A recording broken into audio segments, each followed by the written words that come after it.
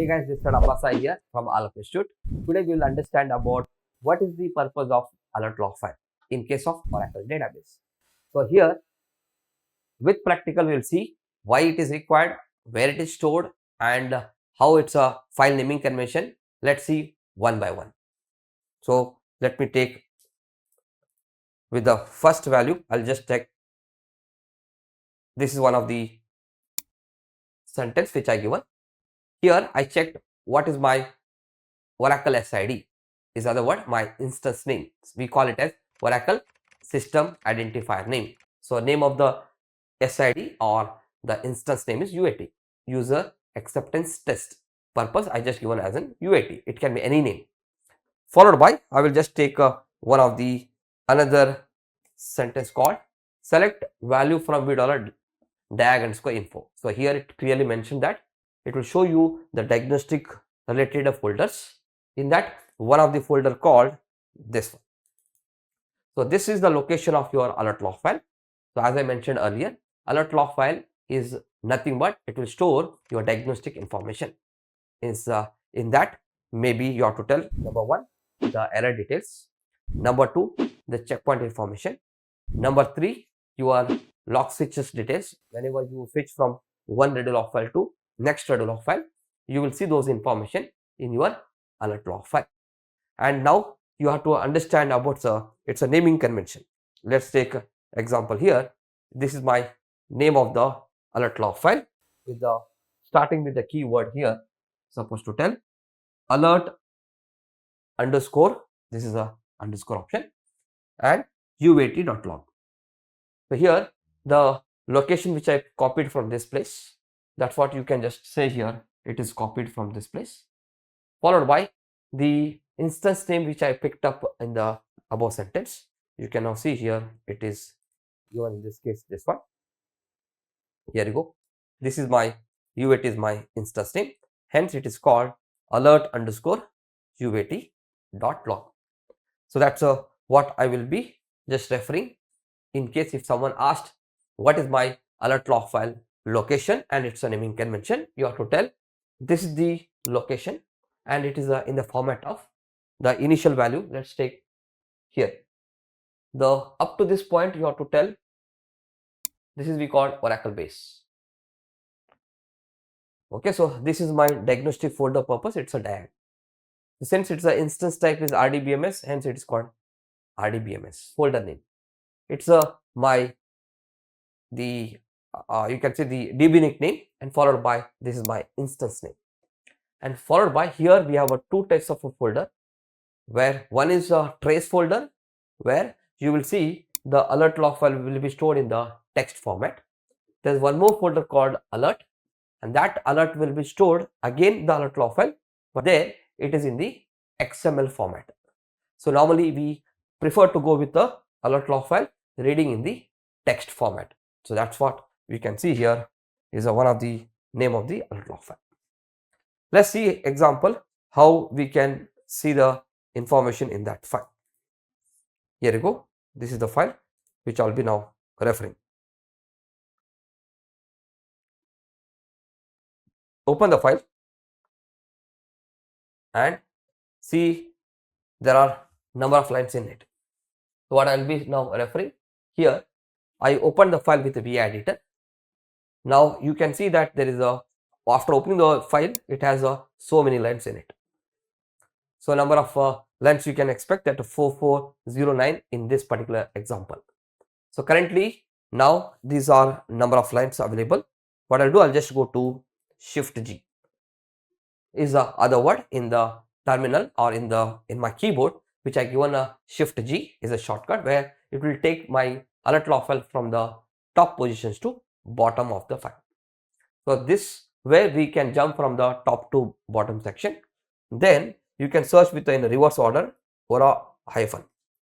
So this is just an example related to if any errors is coming, what I'll do, I'll just search with this pattern. What you have to tell, let's say VI, first you have to tell VI and followed by open your alert underscore so and so location, followed by alert underscore the instance name, in my case it's a UAT.log, I open that. After that, it is in the escape mode. If not, click the on the keyboard with the escape, followed by you have to type with the shift plus G.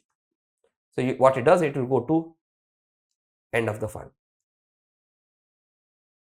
So after going to the end of the file, what you have to do, you have to type with the further options would be you can see the question mark followed by ora hyphen. So this will be finding the keyword with the ora hyphen, because we wanted to serve the errors in this example. You may see the signal with the information whichever I just referred in this case. Let me take some error details here. You can see here, this is errors. It says that database signaled during the recovery. It's just looking for certain options to perform the recovery part. This is just one of the example. So that's the case where the error got I can say recorded. So now here we said that you open the alert log file and you can go to the end of the file and search with the keyword starting with ora with the hyphen options. That's what we have seen. Now let's try to take in the real time what is the another method we will open the alert log file. One with the VI editor, and you open the file. Instead of that, you open the duplicate session. In my case, I've just opened a duplicate session, log in with Oracle user, and you provide your respective password. Open it in the tail format, so that it will show you in the bottom of the file the what's later gets keep appending or updated. So here it will, if I don't give after the tail with this case with any number, it will show you bottom 10 lines. So what I'm looking for, let's say bottom 20 lines. So tail, which is one of the Unix command or Linux command. So hyphen with 20 lines. Now here it is with the F options. Now in that case, F will be like a follow on. Any changes is happening, it will be keep shown to you in the file, the appended information. Whenever you talk about the latest information in the alert log file, will be added at the bottom of the file. So let's say it's the top section and this is the bottom section. So any changes is happening in the bottom section, it will be updated. So that's what we are looking for here, to see the bottom section. Let's try to take on the right in the first terminal. I'll do alter system check. You can see the switch log file. Let's say perform this is one of the command to tell my LGWR jump from the current log group to the next available group. So now here it says this information gets captured. You can see here, this is what it has been captured. Now let's take one more time. I'll do one more switch. Here we go. And now go ahead and check that it is supposed to update. This is one more number. So this is earlier it's a sequence number 9, and now it is a sequence number 10. What it says that LGWR, it's called log writer, switches from the one group to the next available group to start writing in that particular group, or within that group there is a read log file. This is what you have to tell whenever the alert log file in my Oracle database, what exactly it has been recorded. It's one of the example. Now let's take another example. I'll try to go for here creating tablespace. In front of you, I'll just try to create one tablespace, verify the existing location of the data file, and see these are my tablespace location. Let's try to prepare one of the data file. In that we'll be having the path. Let's say take this is a create tablespace, some name you can give it. Let's say here data file, and this is my path, and followed by tbs01 underscore 01.tbf, and followed by size, and this is a 2 MB. That's it. So this is just a syntax of creating my tablespace in my Oracle. So tablespace is a logical structure.